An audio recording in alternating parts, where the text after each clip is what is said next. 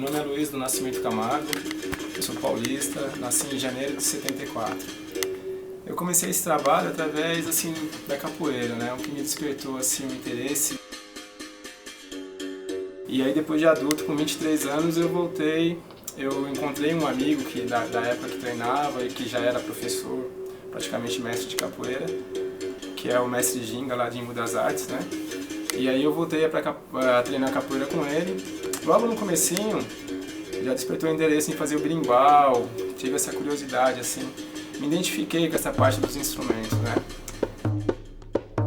E nessa caminhada eu fui pegando gosto, comecei a fazer cachixi, comecei a fazer algumas coisas de decoração. E aí teve um dia que eu tive um sonho, que no sonho eu era entalhador, e aquilo, quando eu acordei, me veio assim que era um aviso, né? Tem um grande amigo que infelizmente faleceu, que chama Daniel Alves. O Daniel, ele era um mestre de capoeira, então eu conheci ele do movimento da capoeira. Papeando com ele assim, eu comentei, falei, pô Daniel, eu tô num momento assim que eu queria muito viver disso, assim, focar nesse trabalho, sabe? É uma coisa que eu quero muito. Nisso ele falou assim, pô, vou fazer a ponte com uma pessoa que eu conheci, que é muito legal, ele é um grande artista, ele faz tambor, ele é pesquisador, músico, né? E o nome dele é Rômulo. Estava num processo que eu entrei como aprendiz, né? Que do jeito que o Rômulo fazia, para mim era novo, não conseguia fazer. Então, assim, eu foquei mesmo em aprender, então eu mergulhei. Então, para mim não tinha sábado, não tinha domingo, não tinha feriado. Então, o Instituto Tambor é o quê? É ter um espaço aqui em São Paulo de referência da cultura afro-brasileira e africana, né? Onde tem a capoeira, tem a dança, tem a percussão, tem a construção de instrumento, história, sabe? Dos artesãos no Brasil, né? Então essa pesquisa ela foi feita, pegaram algumas pessoas, alguns nomes, então viajaram e tal, e eu acabei sendo um dos selecionados. Peguei o livro, coloquei debaixo do braço, fui lá para visitar minha família. Ele sempre gostou, incentivou, assim, do jeito dele, né? E eu me lembro que nesse dia, quando eu mostrei para ele o livro, ele ficou super feliz. Ele falou, nossa, quero que você tire uma xerox para me mostrar para meus amigos, tá? Uma xerox colorida e tal. Eu fui, tirei, ele mostrava, plastifiquei e tal. Porque o livro a gente só tinha pesquisar os tambores africanos. Então esse edital acabou sendo aprovado. O MINC deu na verdade uma ajuda de custo, né? Que foi quase o valor da passagem, que uma passagem para lá é cara, né? Aí o resto a gente bancou e tudo, mas através desse edital a gente acabou viajando para lá.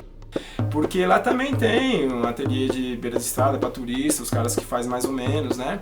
E demorou um pouquinho também para as pessoas entenderem que eu queria, pela dificuldade de comunicação, tal, de conversa, assim, foi difícil. Depois de 10 dias, exatamente 10 dias, eu fui levado a um amigo e me levou até o Ibu. Ibu é um Rastafari, um super religioso, um cara muito legal, assim, um mestre muito legal que eu conheci lá. Ele me levou na casa do Ibu e falou, esse cara vai te levar num lugar, ele deve saber algum lugar. E de repente eu fiquei sentado na frente da casa do Ibu, ele de frente pra mim, a gente sem conseguir trocar uma palavra, ele olhava pra mim assim, só balançava a cabeça e eu tipo ficava sorrindo, que eu não tinha outra coisa pra fazer, e aí eu ficava sem saber, e ele muito sério, assim, e eu não conseguia entender, cheguei a pensar, falei, nossa, acho que ele não foi muito com a minha cara, porque ele era muito fechado.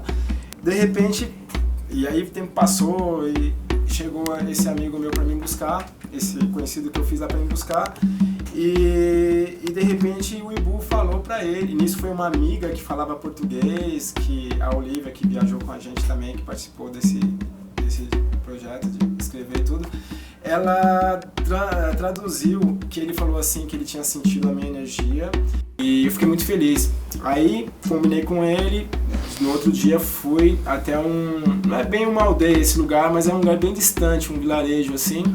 Demoramos 4 horas e meia para chegar lá. Transporte, não é bem transporte público, né? Lá tem tipo uns táxis assim, então você pega um carro, um táxi, aí você vai até um certo lugar, aí depois você dá uma caminhada, depois você passa por corta o caminho por umas trilhas, tal, e volta, pega outro táxi. É uma coisa muito confusa, muito trânsito, muita bem difícil de conseguir andar, a gente que não é de lá conseguir andar sozinho. Então ele foi comigo e quando chegou nesse lugar, ele me levou num lugar que era um lugar onde o mestre Kenda e o mestre Amodu trabalha.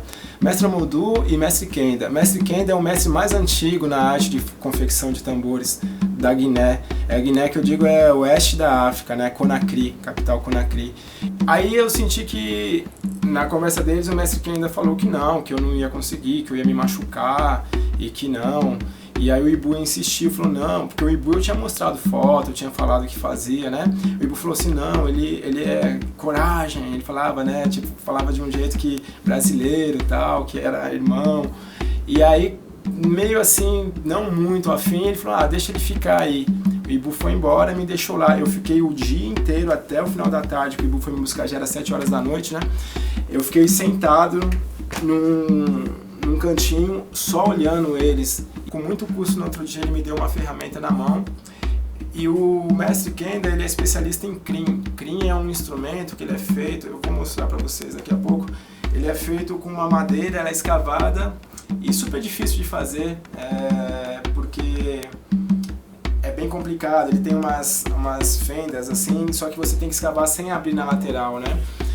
E aí eu fiquei o dia inteiro vendo o mestre Kenda fazer e o mestre Amodu fazer o crin, um dia inteirinho, que foi o dia anterior. Aí no dia, com muito custo, ele me deu a ferramenta na mão, mas ele ficava, com gestos, né, toma cuidado, perigoso e tal. E no mesmo dia que ele me deu a ferramenta na mão e a madeira, eu comecei, ele me explicando, me mostrando, e no mesmo dia eu fiz um crin, né, eu consegui chegar no resultado do crin. E aí eu percebi que ele olhou pra mim assim de um jeito diferente, né? E aí quando o Ibu chegou no outro dia pra me buscar, o mestre Kenda falou que legal, que eu poderia voltar lá mais vezes.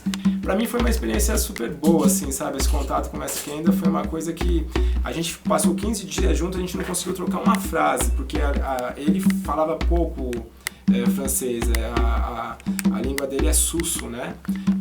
O dialeto susso e mais complicado ainda, se francês eu não entendo, susso muito menos.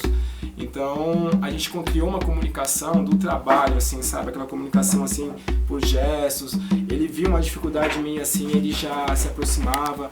O mestre mudou meio desconfiado, olhava assim ainda. Eu lembro que o mestre não estava. O mestre mudou, acho que não estava entendendo o que estava acontecendo, porque o mestre Kenda é uma pessoa muito dura, uma pessoa muito rígida, não sorri.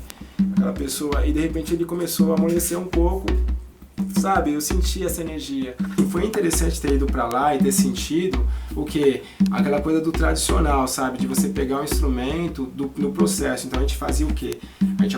Eu chegava lá, teve o ritual de ir pra mata, cortar a madeira, o tronco. Não tinha, tem esse negócio de colocar no carro e levar. Então você vai rolando o tronco, levantando, subindo, fazendo, até chegar no espaço. Aí depois você tem que, não tem luz elétrica, não tem água encanada, não tem nada. Então você tem que fazer tudo no processo. Eu trouxe, depois eu vou mostrar, eu trouxe as ferramentas de lá que os mestres fizeram pra mim.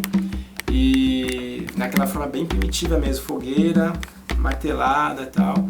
E durante esses 15 dias, enquanto eu ia fazendo os instrumentos, eles estavam fazendo as ferramentas. Então eu acompanhei todo esse processo, assim, sabe, das ferramentas ficarem prontas e tal. Então foi muito forte isso pra mim. Ele pegou, colocou aquela roupa dele que vinha até na canela, o chapeuzinho dele, e sumiu naquela trilha, né, que tinha para chegar até o espaço deles. E depois de algumas, vamos pensar em 1h30, 2 horas, vem vindo o mestre Kenda. O mestre com uma garrafa de Coca-Cola e uma garrafa de Fanta. Aí ele parou na minha frente, gelada, né? Ainda tava com aquela aguinha do gelo. Ele parou na minha frente, falou se eu queria essa ou essa. Aí eu me senti assim, porque para eles, as 2 garrafas de refrigerante, cada uma foi 5 mil francos guineanos, que é caro. Então ele pegou todo o dinheiro do trabalho desses dias dele e ele fez alguma coisa para mim, ele quis me oferecer alguma coisa.